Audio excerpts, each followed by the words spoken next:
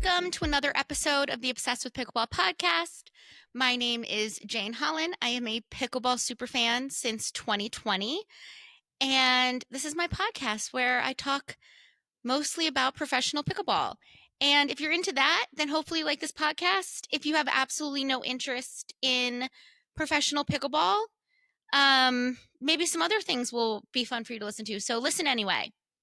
Today, I'm going to start out by talking about my favorite thing in the entire world, Major League Pickleball, which starts on Thursday. I'm wearing my Dallas Flash little hoodie sweatshirt. I'm hoping that if I wear this enough on camera, someone from the Dallas Flash will see it and send me some free tickets to the playoffs in San Diego, which I know they will be at. I'm actually going to MLP in Columbus. If anyone is going to be there that first weekend of May, please hit me up. My sweatshirt won't work though because the Flash isn't playing in that event, but if any other teams want to sway me over to their camp, I like free tickets and I will wear your sweatshirt on camera. So we'll talk a little bit about Major League Pickleball. Before we get into that, please follow me on Instagram, Obsessed with Pickleball. TikTok, Obsessed with Pickleball Pod, and like and subscribe to this podcast. It's on YouTube and Spotify.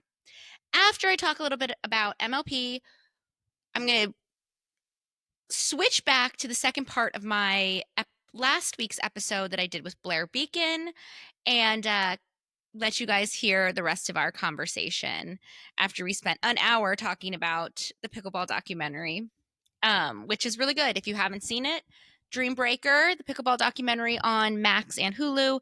It's very good, but the one I would have made would have been better. So just tell my old boss that. Okay, Major League Pickleball. It's a new season, fresh slate. If you don't watch Major League Pickleball, you should watch right now. It's actually a good time to get into it if you are just a regular pro pickleball fan and you only watch PPAs, because this season they've condensed the events to be more back to back. So it's like a break from PPA, a bunch of MLP events, something like that. The format's always changing, the plan's always changing, but that's what they're trying this year. And they've also switched from rally scoring to side out scoring. Rally scoring, or for those who don't know, it's basically you win a point on every serve, rather than side out scoring where you can only win a point when you serve, which is like how traditionally you would play in rec games and how they play on the PPA tour and all other tours. Rally scoring was something new that MLP started, and at the time, Steve Kuhn thought it would actually be easier for people watching who didn't know pickleball to follow along. People would get confused, like, oh, why didn't they score? There'd be a lot of back and forth without scoring. So MLP changed that with the rally scoring. They had freezes, all different formats. The freezes, freeze at 20, freeze at 18, freeze on your serve, blah, blah, blah, blah, blah. I personally thought the way that they ended up with it this time around, freezing so that you have to win on your serve, it kind of acted like a freeze, was a good way to do it. People love rally scoring. The energy of winning a point after every single rally made MLP really, really special. So I think all the fans are just hoping that that doesn't take away from the energy. This is another thing in a long series of things that kind of show something that's great about MLP that gets taken away.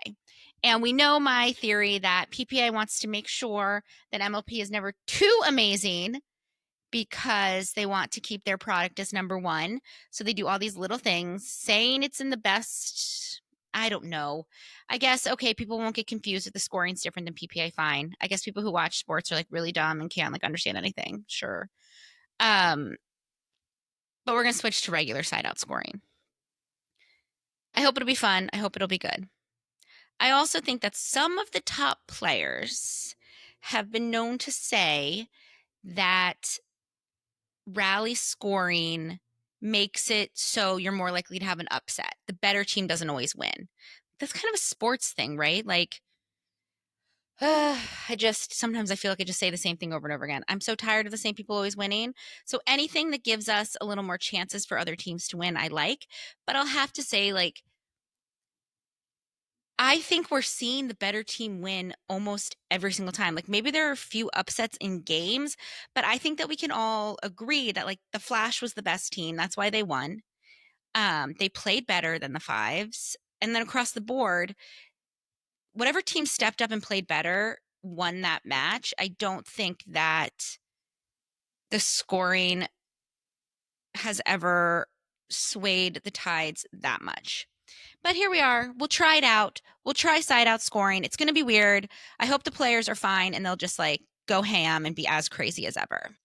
Do you want to hear something that happened to me this weekend? Not to sidetrack, but it's summer now. The sun is out. We're playing pickleball outside. And if you are a diehard pickleball player like myself and you play all the time, you're going to have a razorback tan line on your back from, your sports bra, your tanks, like your summer pickleball clothes. So I go out to a fancy dinner for a friend's birthday and I wear this dress that is low back. And I think everything's fine. And then later in the night, we're just like hanging out after and she's like, "So Jane, did you know you have a really crazy tan line on your back?" I'm like, "Excuse me?" Yes, I did know. Thank you. But she said it in like the meanest way ever. And I just said to her, "You know what? I play a lot of pickleball and that tan line is permanent. Even in the winter, it doesn't go away." So I guess if anyone has an issue with a tan line that's very aggressive because I don't wear sunscreen, you're just going to have to get over it. Or I'm going to have to just cover my back at all times so I don't see that happening.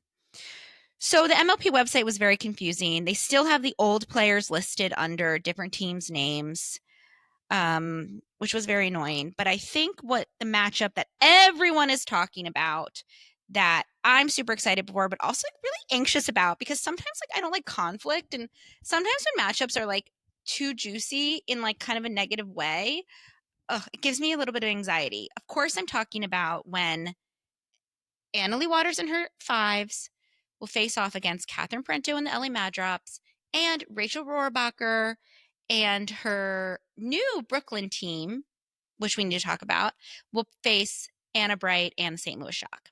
That is something I wanted to also discuss. The DC Pickleball team and the Brooklyn Aces have switched. So now it's going to be the Brooklyn Pickleball team, which is the same ownership, coaching, staff, and players as the old DC team.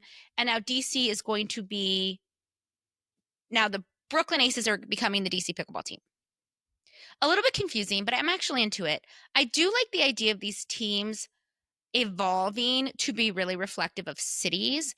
And I think if a lot of the people from the old DC pickleball team are now living up in New York and Brooklyn, and it gives them a chance to do more events, I love that. I think in general, New York is trying to become more of a pickleball hotspot. I think that team, I know the DC pickleball team a little bit, and they're really, really passionate about the team. I think they could build something cool up there.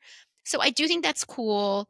I live in LA. I want to see more Mad Drops events. I would be diehard Mad Drops fans if there were more activities here in LA. And I think that we're getting to that. And then I love that for MLP. I also think the Mad Drops have the best logo. So if anyone from the Mad Drops wants to send me some merch, happy to wear it. Okay, back to the matchups of the centuries.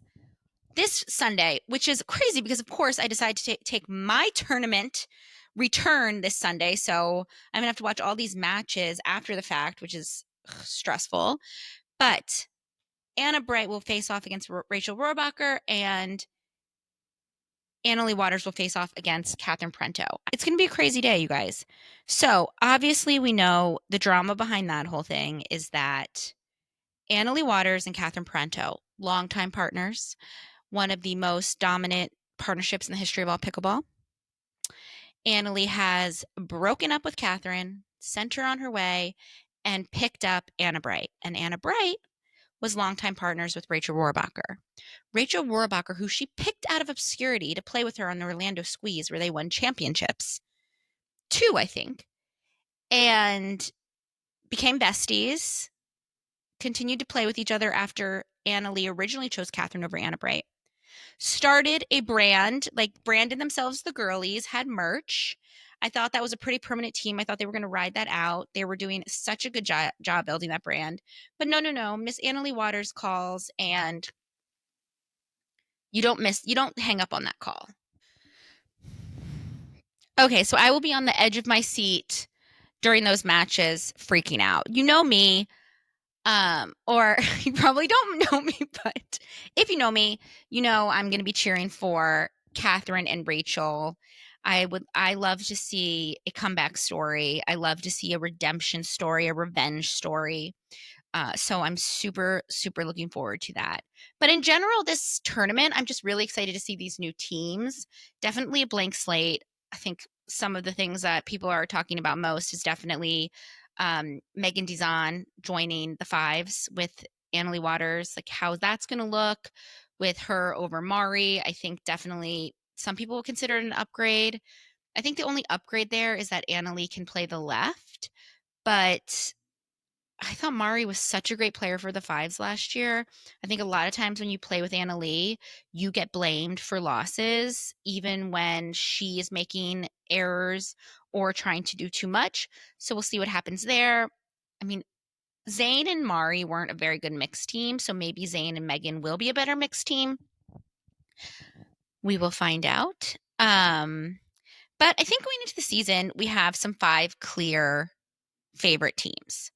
The Dallas Flash coming back again. Of course, you have JW Johnson, Georgia Johnson, Hurricane Tyra Black, and Agika running it back. They look stronger than ever. Like Georgia Johnson's playing stronger than ever. I feel like J-Dub has cleaned up some of his weaknesses. Like his backhand dink used to be kind of a weakness. He's being more aggressive in the middle. Tyra's amazing. Augie's amazing. So we'll see how they do this year. Just like I just talked about, the Jersey Fives. Will Megan Dizon be that missing piece so that Anna Leigh can finally get her MLP title? St. Louis Shock, same team again. Anna Bright, Hayden Patriquin, Gabe Tardio, and Kate Fahey. I actually think they're a much better team than they were last year. Gabe is still improving, and Kate is improving the most. I mean, she was so new in the last season and was still so good, but she is getting much better results. She's a great mixed player. She's very consistent. Obviously, top 5 women's singles players in the league right now. And it'll be interesting to see her and Gabe together. I do wonder if they ever consider maybe switching up the mixed teams. Who knows? Who knows? It'd be interesting to see if they aren't winning their mixed matches, if that might be something to try. Because I do think either person could play with either player. I think Hayden and Kate have played together before and had good results. So that's something to try out. Then you have the Ranchers. So before the Ranchers had Christian Alshon, Tina Pisnik, Etta Tionitoni. I know I'm saying it wrong. I keep practicing it and then get nervous. And Kwang Dong. So now they had to get rid of QD because of the rules, and they picked up Eric Onsens. Whoo! Look, let's talk about this team. The last time we saw Eric Onsens and Christian Alshon face off against each other, there were 2 face-offs, Catherine and Christian versus Eric Onsens and Alex Trong. And huge upset. Eric and Alex beat Catherine and Christian, who I think were like the number 3 or 4 seed. And the iconic photo of Eric screaming at Christian, like from the other side of the court, and Christian walking off all sad. And then flash forward like a week or 2 later, and Dylan Frazier and Eric Onsens in a match I watched the final game 3 times beat Andre Descu and Christian Alshon. Andre, you know, you're one of my faves, but this was an incredible win for Eric and Dylan. It was an amazing match. So at the end of that one, we see Eric celebrating, screaming, being crazy.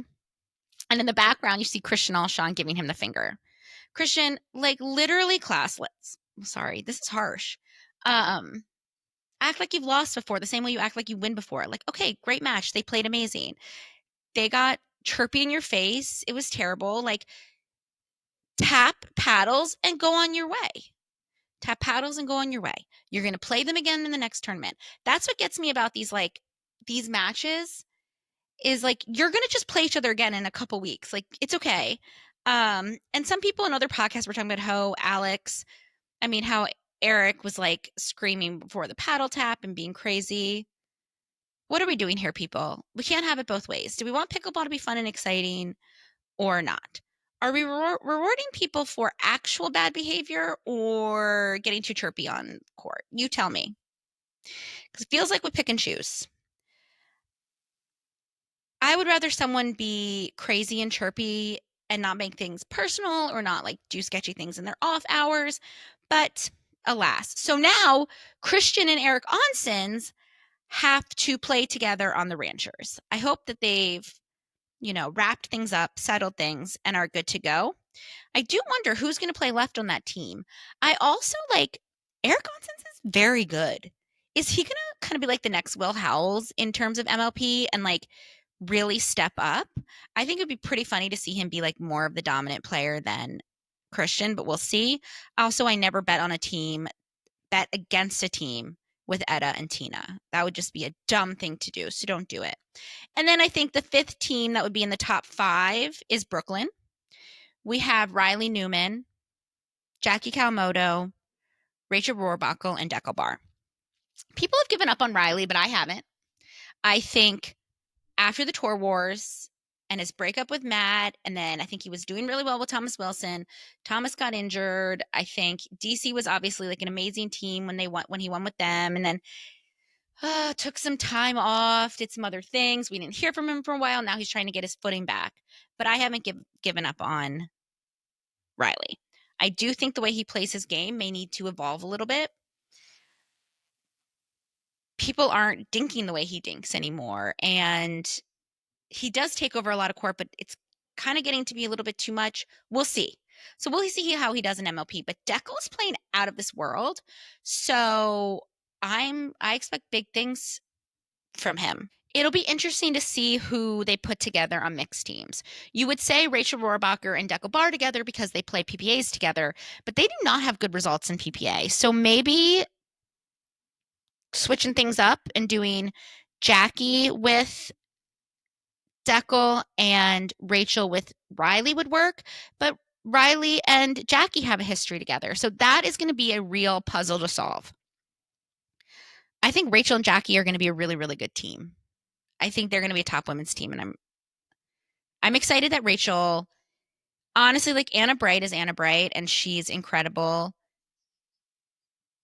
Number 2 woman, but Jackie Kawamoto is a force. I mean, Jackie and Jade just beat Anna and Rachel, so anything's possible. Okay, so that, in my mind, are the top 5 clear teams. Let's talk about who I think could fill that 6th spot.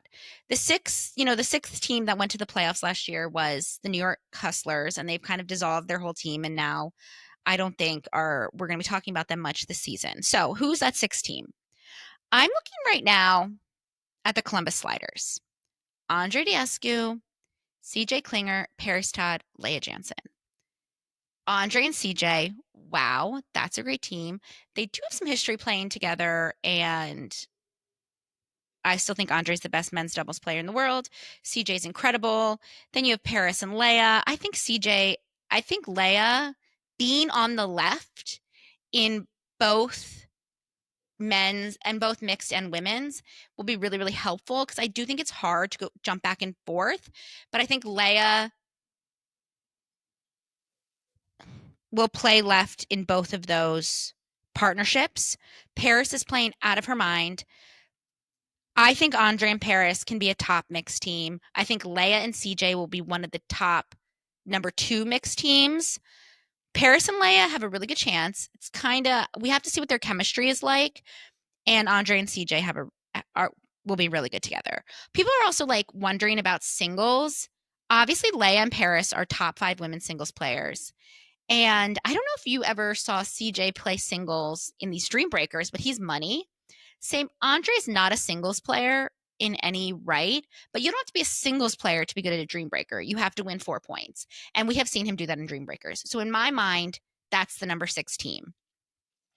Some other top teams that I think just kind of have like a question mark that's keeping me from pushing them over. The Squeeze, Dylan Frazier, Federico Stackstrud, Lacey Schneeman, and Samantha Parker. I don't know Samantha's game enough. I don't know if she's going to bring enough to the table to carry them over. I mean, even if Dylan and Fed and Lacey win a lot, it's a great singles team. So maybe at this point with the talent that's on these rosters, it's hard to imagine going into any situation with a you can no longer just win with a top player. It's still kind of an option for Annalee at this point. She can kind of go in expecting to win 2 matches with the people she's partnered with and with her skills above the other women. But other than that, the rest of these teams, they could win any match. So if you're saying like, okay, maybe our women's doubles team or our second mixed team doesn't win, that's tough. Mad drops. Catherine Parento, Hunter Johnson, QD, and Jade. I really hope that they put Catherine with Kwang Duong and not try to put her with Hunter like that time they did that, because Hunter and Jade have extremely good chemistry, and I hope they keep that team together. We'll see. Slice and Bouncers, 2 teams that are coming up from Challenger. So these 2 teams were top Challenger teams coming up and basically lost all of their players because those players didn't sign their MLP contracts because they wanted to continue to play APP tournaments. And there's a lot of reasons why they did that. A lot of good reasons. And one of the best reasons I heard that Jill said, or that someone said, Jill Braverman or someone else said, it's like, this is changing so much. And I do believe that. So, like, let's say you're Yana Newell, and you're like, I don't really want to sign my life over for a contract to play an MLP when I'm playing APP and winning money. Or like Megan Fudge, who's winning every week and making a lot of money. You don't know if in a year or 2 years things are going to change with MLP, with APP, if there's other leagues. So, like, I get it. But anyway, so the point is the Bouncers and the Slice both lost most of their players and needed to start from scratch. But they were both willing to spend some money. So the Slice spent a lot of money, and they got James Ignatowicz, Max Freeman, Callie Smith, and Vivian David. Now, Max Freeman has been the talk of the town this year. Great partners, plays with James, practices with James, is going to play with Ben and Leia, played with Tyra, but like nothing has come to fruition. So I wonder if he's going to live up to this hype in MLP. We'll see.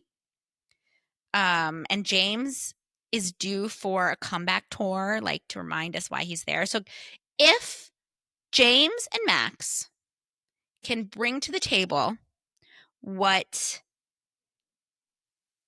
I think they could, based on what I've heard, then that could be a good team.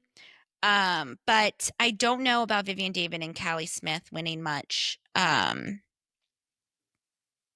We'll see. I mean, they're OGs, they're vets. And MLP is usually a place where the new talent rises because they're a little younger, more energetic, and like mixing things up. But let's see. Let's see if that team can surprise me. I think Utah won't be a top 6 team, but I think they could get some upsets in there. Tyler Leung and Connor Garnett can beat any team any day.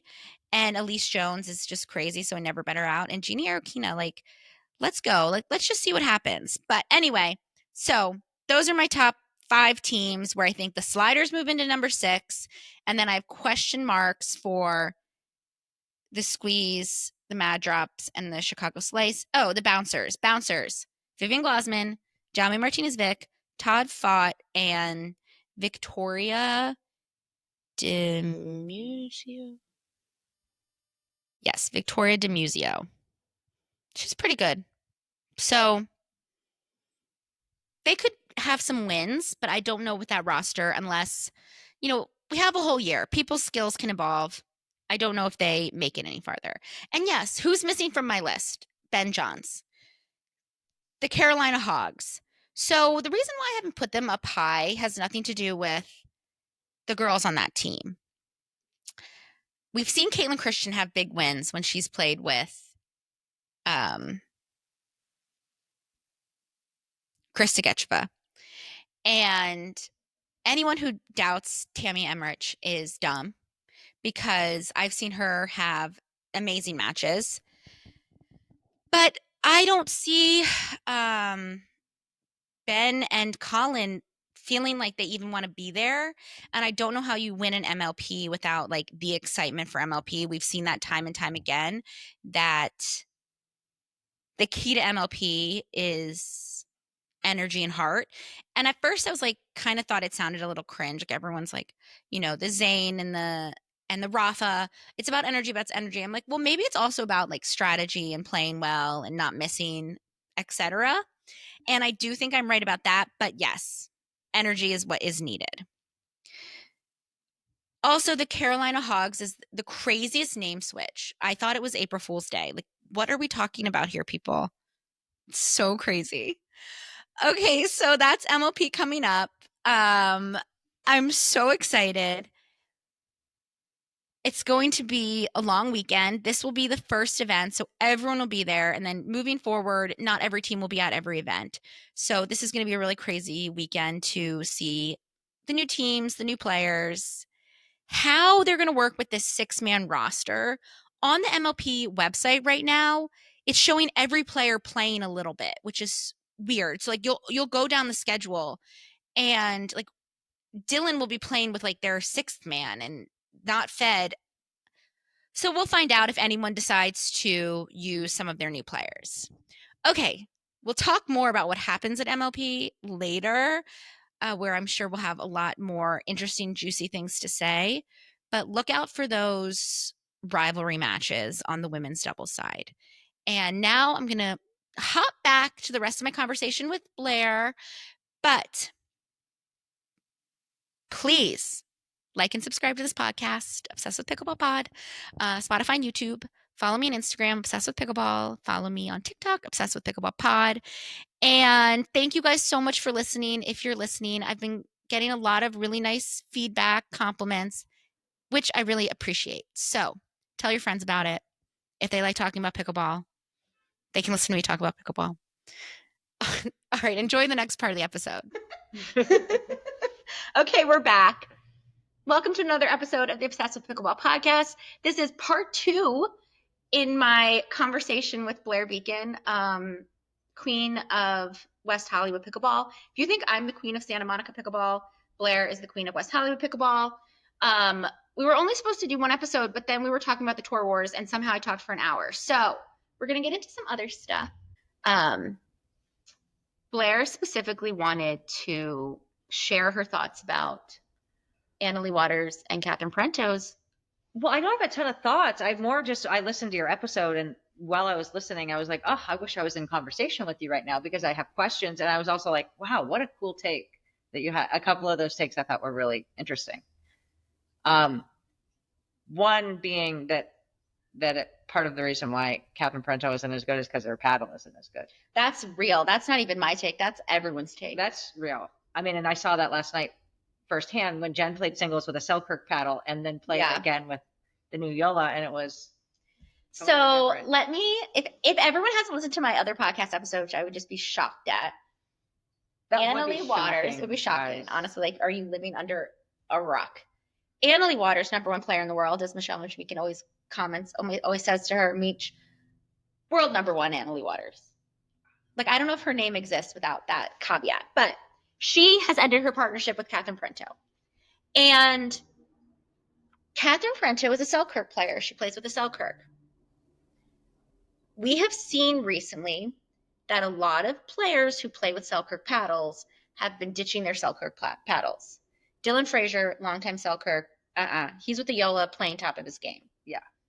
QD, Kwang Guang, tried to get out of his Selkirk deal. Do you remember when that Oh, happened? no. So at one point, Selkirk player, starts showing up playing with a proton. And it's like no one's going to notice. So there was a rumor that Selkirk like delivered him a cease and desist or some kind of thing like on the court. That was a rumor. But yeah, so he didn't want to play. But now he is back playing for Selkirk. But the Kawamotos are no longer playing with Selkirk. I don't think the Brashes are with Selkirk anymore. Like, it's crazy town. That's crazy. Sorry, and now I've got a question that's going to take us back to the previous episode of your podcast. Check it out. Do the Brashas play MLP or PPA? What's this? Oh, that's a really good question. Yeah. I need to fix this. This is kind of just going to be like an episode on gossip that I need to. Oh, let's do a gossip episode. Okay, great question about the Brashas. So the Brashas are PPA signed players and don't play MLP. So when they decided to go exclusive PPA and not play MLPs, you could feel that. Wait, so there are some people who are just PPA, not they cannot play MLP, or they just haven't. They don't want to. Oh, why? Their contract. Why would they want to play more for the same amount of money? Oh, like I mean, I don't know what's going to happen with the new contract deals, which we can get into today. That's a really interesting thing. But no, I mean, there's still players who don't play MLP. Matt Wright, Lucy Kovalova, Julian Arnold, Lauren Stratman, the Brashas. Oh, I just assumed they didn't get drafted. No. Okay. No, and their talent is clear. Like the Brashas, when they stopped playing, when they went PPA and never played MLP again, like you felt their absence. Wow. Yeah. Okay. I guess I still don't totally understand. So, but honestly, I don't need to. It's okay. So the contracts are still, right now, the original Tour Wars contracts still exist. Okay. So if you were a PPA player, you had the option to play MLP, but you didn't have to redo your contract. Got it. So they didn't have to sign up to be like required to play these MLPs. Are some people required to play it? I mean, like if your contract, you were required to do all these things. So some people's contracts were like,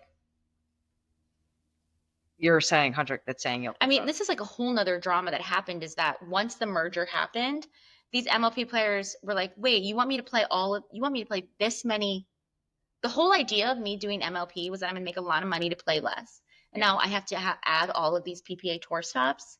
It's crazy. Oh, but like, how come sometimes Ben Johns isn't at like a PPA tournament? Oh, he just took one off. You're allowed to do that. Yeah, they're not required. Like, let's say there's 30, they have to play 25, something like that. Okay, got it. But there are some MLP players who didn't renegotiate. Like Vivian Glausman is a big holdout where she won't sign a PPA contract because she doesn't want to be exclusive. She doesn't. I don't really know. So she plays MLP, but she can't play PPA. She can't play PPA. Because she doesn't have a contract with you? So they just started a new rule for her. So she could essentially before play PPA, but only win prize money. But what they did is said if you're top 50 ranked player, you cannot play on the PPA tour without a contract. Now, if you're ranked 51, you can just sign up. Like I can just go sign up PPA Pro, do a pre-quali. Okay. But the second I reach the top 50, I have to sign with them or I can't play PPA. Okay. So you're trying to stay around 51, 52 I think right I'm now? going to stick 51, 52. Yeah.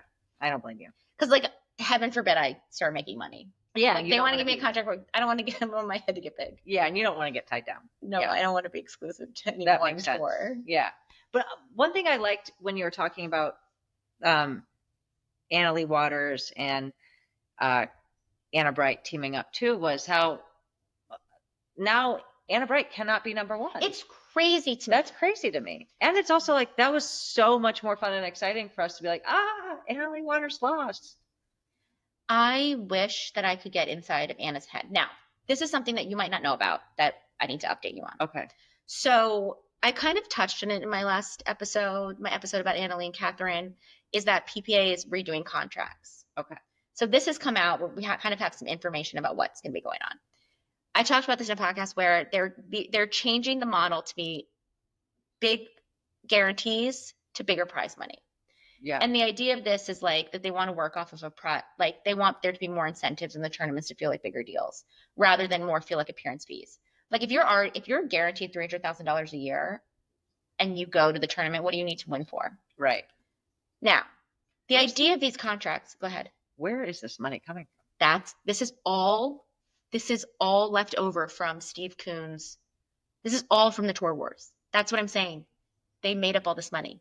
Yeah. So is it? Now they're charging, I mean, no, they're charging poor Jane Holland a quadrillion billion dollars to play in their tournaments and watch their championship court. Yeah. I'm paying them.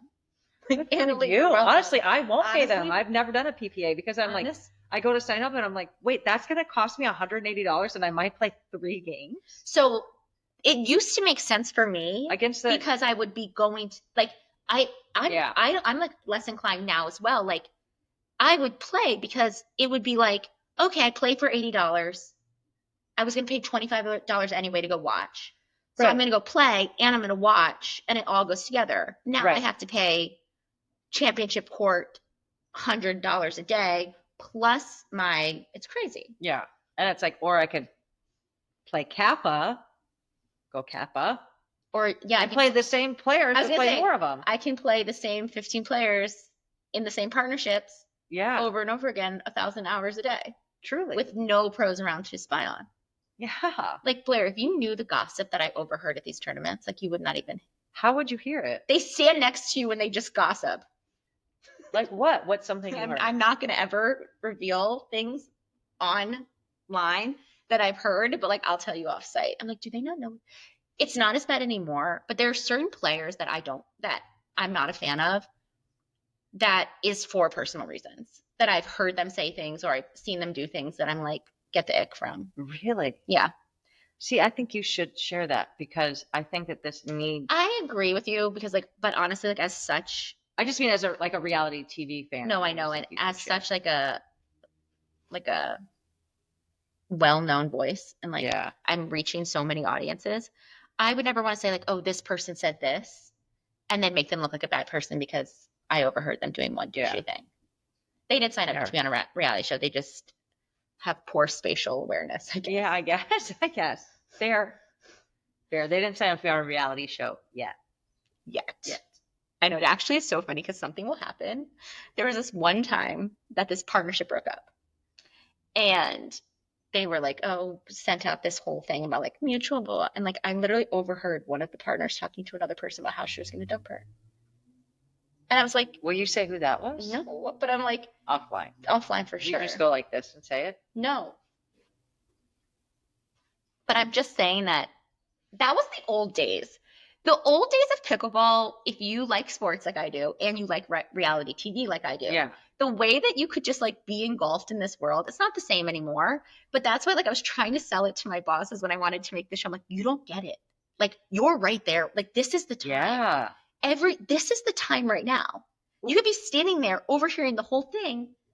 Now it's more professional. Right. I mean, I've never seen any other sport become a sport like it is crazy in real time. It's so crazy. It's interesting.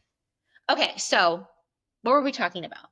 I don't know really. Oh, it just like hurt my neck. We were going to talk about Brasha's. Oh yeah, and then we were talking about the breakup between Anna. Who is Catherine going to play with? You know what? And will think about it all the time. Will she still be good? She's got to get a new paddle. Her and Rachel. So, Anna Bright's partner that she broke up with, Rachel Rohrbacher, also played Selkirk. Right. And I was noticing, what's so funny is I have been noticing that Catherine's hands are slow. Yeah. And I've been noticing in the last match that Catherine, when Anna Bright was playing with, when Rachel Rohrbacher and Paris were playing together, there was considerably less firepower on the court. Now, Paris plays with a Franklin that is poppier than a Selkirk, but it's not like a Yola, and she isn't known for like. Oh. I wouldn't say she isn't known necessarily for like power. Okay, I thought she was drives and stuff. Yeah, but I mean like at the kitchen line. Yeah, sure. Not like Anna Bright. Yeah. So then when Anna and Rachel lost to the Kawamotos, I was also like, Rachel's getting eaten up by the Kawamotos because the Kawamotos weren't playing with Selkirk anymore. They switched to Proton and they were just beating up Rachel. And then when you watch Catherine, her hands, it's not that her hands are slower. It's that the ball is coming back at her faster. Yeah. Because her paddle's slow. It's like Selkirk's going to get their shit together. They just don't care about pro players anymore. Like I was listening to another podcast and they were saying like basically like it is no longer necessary. Like Selkirk signing 1 billion players is unnecessary. Yeah. To make money as a paddle manufacturer. They don't need to make good paddles. They're selling enough paddles to parks all over the country. Right. I just wonder who will stop buying them. I mean, The problem is that we don't know. We only know people who care about their paddles. Yeah. So, But their paddles are so expensive as fuck.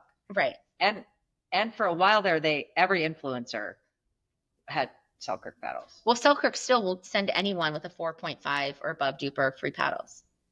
Okay. So maybe that's why everyone just has a Selkirk. Yeah, I guess I gotta get my duper up. I mean, literally, Jen just said I have a 4.5 duper, and they sent her 2 paddles and a bunch of and a bag. I want the bag more than anything. And the bag's kind of crap. Oh, really? Yeah. Yeah.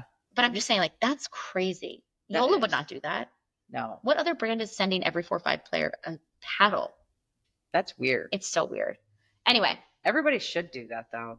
Yeah. But it should be 4. 3-7? 3-7. I played so well last night. You did play so well last night. Last night, Blair and I played in a round robin. We played for 5 hours. And I played so well. We played a 10 by 10. 10 on 10. Where you play with 2 players. You play with 2 different partners. 5 games each with each partner. Jane kicked ass. I played well. I only lost 3 times. Yeah. Oh, 7-3? Yeah, I lost 3. Oh, okay. Let's get back on track and then we can talk pickleball. Yeah, for sure. Okay, Annalie and Catherine. These bitches need new paddles. Selkirk's got to get their shit together. We've seen firsthand what a paddle will do. Yeah. I'm a different player with my new Yola. Me too. It's insane. How are you feeling about the new Yola versus the mod? Are you on board with the new one? I told you, right, that I had a mod. Yeah. And then I felt like the edge guard was getting kind of loose.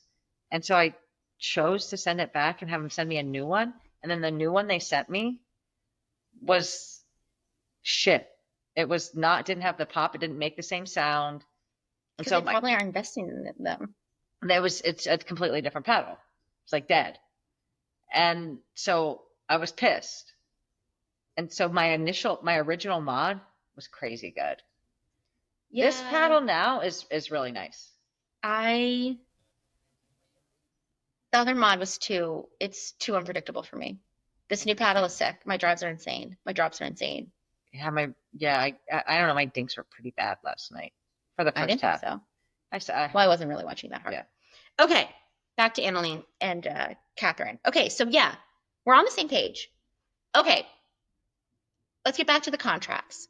So what the UPA has asked players to do is that they're going to take their contract. Let's say you have a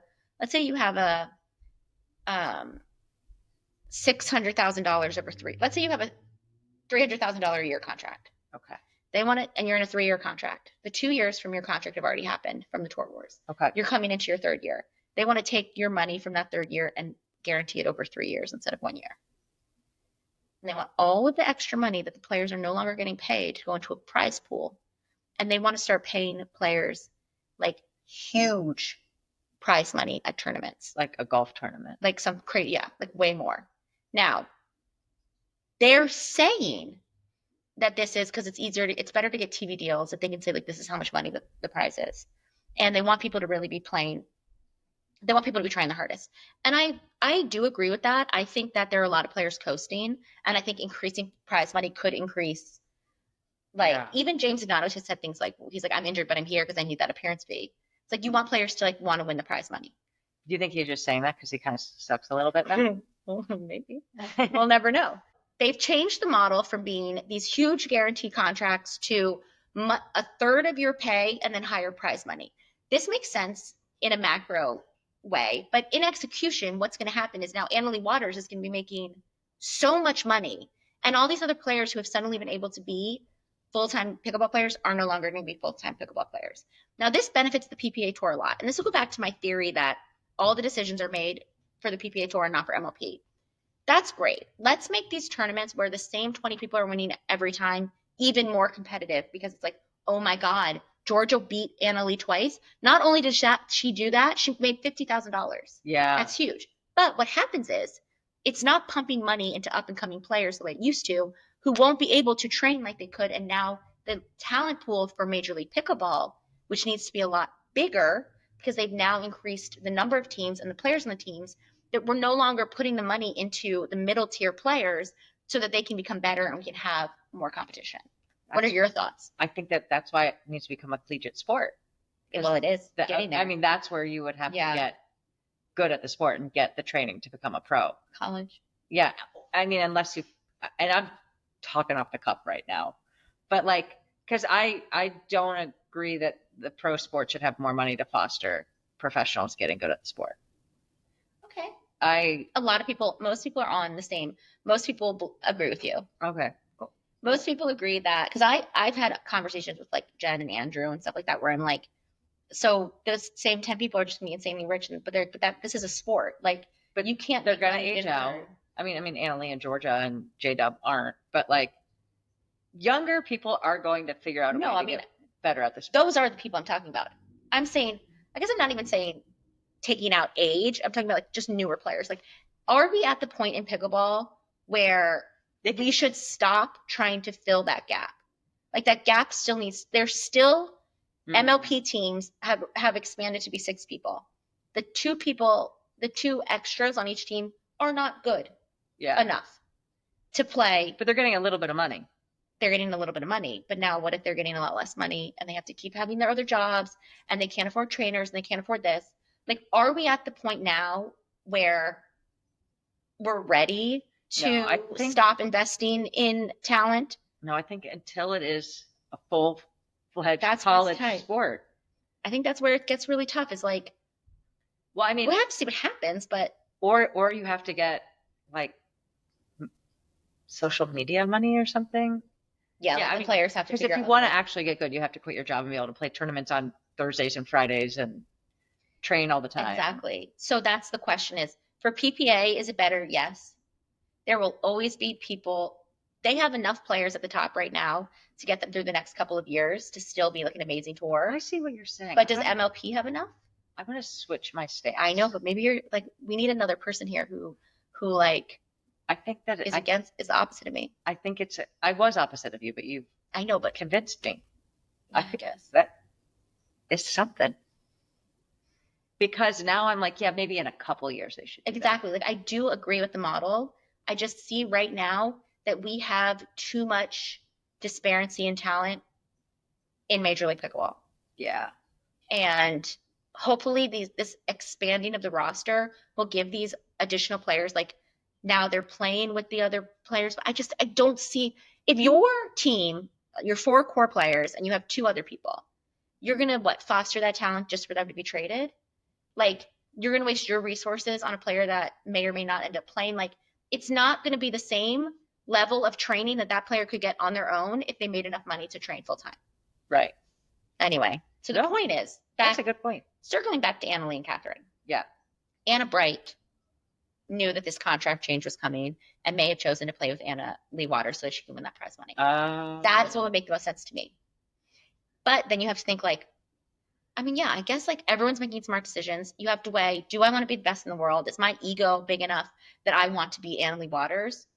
And maybe I make $100,000 in prize money next year instead of $200,000 in prize money? Or do you say, what is this fucking ego? I'm going to go make as much money as I can while I'm young. Yeah, make as much money as I can while you're young. I know. I have to see like what her contract is and like how it plays out. Like, but it goes back to when do you reach like, okay, I've made enough that now I care more about being number 1? Oh, maybe never. Maybe never. That's why I'm bored. It depends on what kind of illness you have. Okay. Like, is it a mental illness not where you need to be number 1 in the world? Yeah. Or is it one where you... Okay, so like so it's like I don't have the illness of greed. What's the other one? Where you have to be number 1 in the world? Yeah. Like self-absorption. No, like you have to win. Like you have to like greed and I'll think about mentally ill. Yeah, mentally ill for sure. Okay, so what else about Annalee Waters and Catherine can we get into? I don't know. You said a couple other things that I was like, oh, that's interesting. Do I think that Annalee Waters talked to Anna Bright before that last game? Yes. Oh. So this is what I think. Okay, yeah. I think when Catherine Prento and Annalee Waters lost to Etta and Callie Smith in the tournament, like the really windy tournament. Yeah. That was like a shocking loss. Like, yeah, for sure. Like Callie hasn't won a medal in a while. Etta, I think, is like top 5 women in the world, underrated, needs a better partnership with Georgia. Yeah. Or Catherine. But I think Annalee was like, This is interesting. I think also Anna Bright's really Anna Bright's like a cool girl. Oh, I know. And I think that Annalie Waters probably like doesn't want everyone. I think she liked having a rivalry until she was like, wait, or everyone could be on like me. Yeah. Do you know what I mean? So I think after that loss, Annalie had some conversations with Anna Bright. And I think Anna Bright ended up. You think Anna Lee has her own conversations? You don't think her mom does it for her? It's a good question, but no, I think Annalie does it. Okay. I think Annalie would text Anna Bright directly. They've played together before. Yeah. I guess that's just like a thing I have where I see adults and kids playing in tournaments. Well, she's 18 now. I know. She's a little older. But still, even like Brandon. And they've played together before. Like, did you have to ask his mom? Yeah, I did double check with his mom. Yeah, see, that's I asked him, but then I was like, hey, he's confirmed, right? Is it on the calendar? I did ask. Okay, because I was texting with Bennett's mother. Bennett's really young. Bennett's like 12. How old is he? I think he's 13. Okay, so that's different than 18. But I think when I was watching that game when they lost, I specifically being like, what is the vibe here? Yeah, I remember you saying that. Annalie's playing so badly. And Catherine, it feels like Catherine's fighting for her life. And like, they don't have the same kind of like fighter mentality where they're not working together. And then why did you put Catherine on the left at the end? It felt like Annalie was like, it's like a self-fulfilling, you know, when you're like, oh, I think I'm bad at something, so then I'm bad at it. Or I think that person's mean to me, so I'm going to notice everything they're doing that's mean. Yeah, or I think my partner's not good and I want her to feel it. Exactly. Or I want there to be a reason why I can break up with her and join her. Because it all happened really quick. It happened really quick. Sunday they lose. Monday around 11:12, Catherine posts something. 2 hours later, Yola posts a video of Anna Bright saying that she's made it to the top because Annalie Waters chose her. And this reminds me, kind of sidestepping. My question was, I remember once I saw Rachel and James playing mixed together. Oh my God. Yeah. And I was like, wait, that's her friend's ex. Yeah. And I know that it's professional pickleball, but like still, they're still humans. Do you think that rubbed Anna the wrong way? No, because when Rachel played with him, she would wear an Anna Bright pickleball shirt during her interviews. Oh, why would she play with him? Well, they were on the same DC pickleball team. Okay. And I think at some point you do kind of run out of partner options. Yeah. Okay. It wasn't like they joined up all year. It's like they played some tournaments together. Anna's playing some tournaments with James this year. Really? They just want to make money. Anna Bright is going to play with James? Yeah. For ads. I don't know. I think in the next tournament she's playing with Annalie Waters. That is like classic. Well, you know, it's ugly guy gets a hot girl. I mean, I know he's cute, but I mean, he's not good at pickleball. And well, he's good at pickleball. Delete that. What am I saying? But I mean, he's not as good as she is. Right. So Anna Bright doesn't have like a permanent mixed doubles partner. That's the problem. Is Austin mixed doubles partners in men are hard to land. I don't know why she didn't lock down Andre Diescu. Right. I don't know why she didn't. But or maybe she was Deckel. Or Deckel, but Deckel, we didn't know how good Deckel was at mixed until he played with her. So by that time, they already had the tournament set. Oh. Deckel's having a breakout year. Yeah, he's so really James, good. In theory, he was supposedly injured all last year. He looked injured. Like, he did not have a lot of sparkle behind his eye. So, like, you would see him in person, and you'd be like, he's not looking great. Like, he's not his normal peppy self. But I just thought he was going injured up here. No, I thought he was going through a pretty, like, awful heartbreak because Anna Bright broke up with him. Yeah.